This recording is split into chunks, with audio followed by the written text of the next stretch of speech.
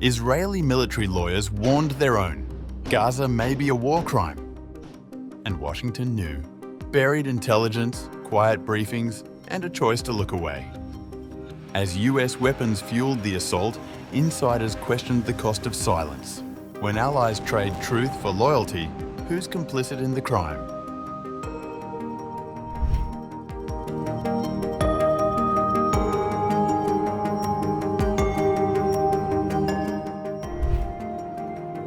Washington knew about Israel's war crime. That's the bombshell buried in a Reuters investigation published on November 6th. US intelligence gathered in 2024 indicated Israeli military lawyers warned their superiors that there was evidence potentially supporting war crimes charges against Israel for its Gaza campaign, operations heavily reliant on US-supplied weaponry. 5 former US officials who spoke to Reuters on condition of anonymity told Reuters, "The intelligence was among the most startling pieces of information shared with top American policymakers during Israel's war in Gaza.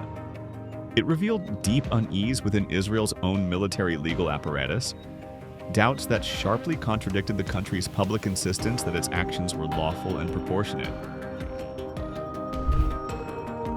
2 other former US officials know with matter told Reuters, "The intelligence was not broadly circulated within the U.S. government until late in the Biden administration, when it was distributed more widely ahead of a congressional briefing in December 2024. The information heightened alarm in Washington over Israel's conduct in a war it justified as necessary to eliminate Hamas. But US officials reviewing the intelligence were troubled by signs that Israel's campaign may have crossed the boundaries of international humanitarian law.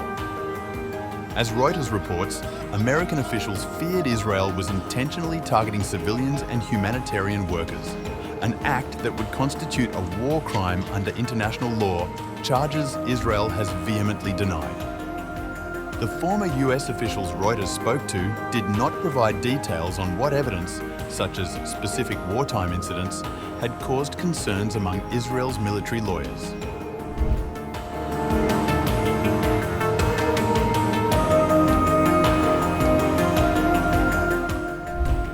Reuters interviewed 9 former US officials from President Joe Biden's administration, including 6 with direct knowledge of the intelligence and ensuing policy debate, who spoke on condition of anonymity. According to their accounts, the intelligence triggered an urgent interagency meeting at the National Security Council. Senior officials and government lawyers debated how and whether to respond. A formal finding that Israel had committed war crimes would, under US law, have required Washington to halt future arms transfers and intelligence sharing with Israel. Such a move, officials warned, would rupture one of Washington's most vital intelligence partnerships in the Middle East. Israel's intelligence services have for decades provided the US with critical information, particularly about Iranian activity and regional militant networks. A State Department spokesperson told Reuters in response to questions about the classified findings, "We do not comment on intelligence matters." But according to 3 former officials, the administration ultimately concluded that the US had not independently gathered sufficient evidence proving that Israel intentionally targeted civilians or humanitarian workers. As Reuters notes, that determination, however controversial, allowed Biden's team to legally continue supplying weapons and intelligence to Israel. The administration's internal debate reached its peak in December 2024, just weeks before President Donald Trump's inauguration. A formal U.S. finding of Israeli war crimes would force Washington to cut off arms and intelligence support, a move they feared could embolden Hamas and delay ceasefire negotiations. The administration had looked the other way. The decision to stay the course exasperated some of us who believed the administration should have been more forceful in calling out Israel's alleged abuses and America's role in enabling them. President Trump's incoming team, briefed on the intelligence in January 2025, reportedly showed little interest in the subject and quickly aligned more closely with Israel.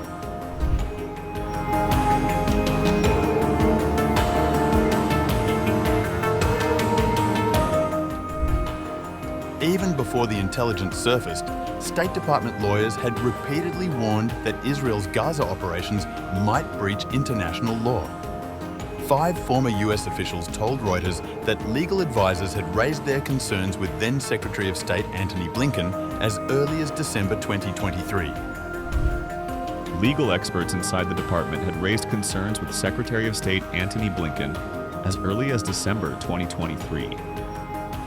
Lawyers from the department's legal bureau believed Israel's military conduct in Gaza likely amounted to violations of international humanitarian law and potentially war crimes. But they stopped short of a formal declaration, a hesitation that some insiders interpreted as political. 2 other officials told Reuters they saw their job as justifying a political decision. Even when the evidence clearly pointed to war crimes, the get-out-of-jail-free card was proving intent. That cautious approach was reflected in a May 2024 State Department report, which stated that Israel might have violated international humanitarian law using US-supplied weapons during its Gaza operations. The report, however, stopped short of a definitive conclusion, citing the fog of war. When asked for comment, a spokesperson for Antony Blinken told Reuters, "What I can say is that the Biden administration constantly reviewed Israel's adherence to the laws of armed conflict, as well as the requirements of our own laws." Blinken declined to comment on specific intelligence matters.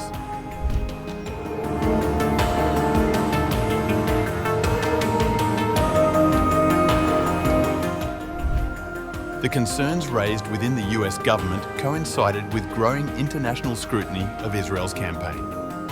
In November 2024, the International Criminal Court in The Hague issued arrest warrants for Israeli Prime Minister Benjamin Netanyahu, his former defense chief, and Hamas leader Mohammed Deif, all accused of war crimes and crimes against humanity during the Gaza conflict.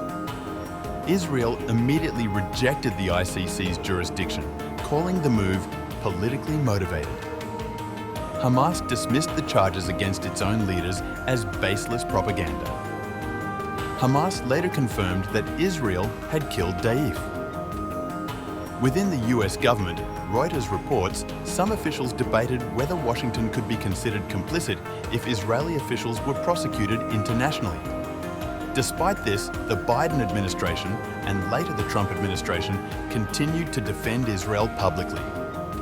The controversy deepened as Israel faced a genocide case at the International Court of Justice in early 2025.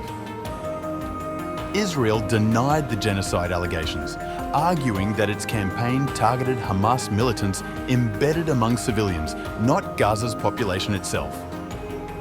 The Israeli military told Reuters, "We seek to minimize civilian harm while targeting militants embedded in hospitals, schools, and shelters, using warnings and appropriate munitions." An Israeli military official also revealed that the army was investigating about 2,000 incidents of possible misconduct, including civilian deaths and infrastructure damage. Some of these, the official said, came to light through the genocide case filed at the ICJ. Meanwhile, dissent within Washington continued to grow. Senator Chris Van Hollen, a Maryland Democrat and outspoken critic of US support for Israel's Gaza campaign, told Reuters, "The Biden administration deliberately looked the other way in the face of overwhelming evidence that war crimes were being committed with US weapons in Gaza." Van Hollen accused Biden officials of showing a pattern of deliberate blindness with respect to the use and abuse of American weapons in Gaza. The broader question of US complicity in Israeli conduct remains unresolved. Under international law, states can be held responsible for aiding and abetting war crimes if they knowingly supply weapons used in such acts. As of late 2025, Israel maintains that its campaign is a legitimate act of self-defense. The Israeli ambassador to the United States, Yechiel Leiter, declined to comment when asked by Reuters about the US intelligence findings and the internal debate within the Biden administration. Neither the Israeli Prime Minister's office nor the Israel Defense Forces responded to requests for comment.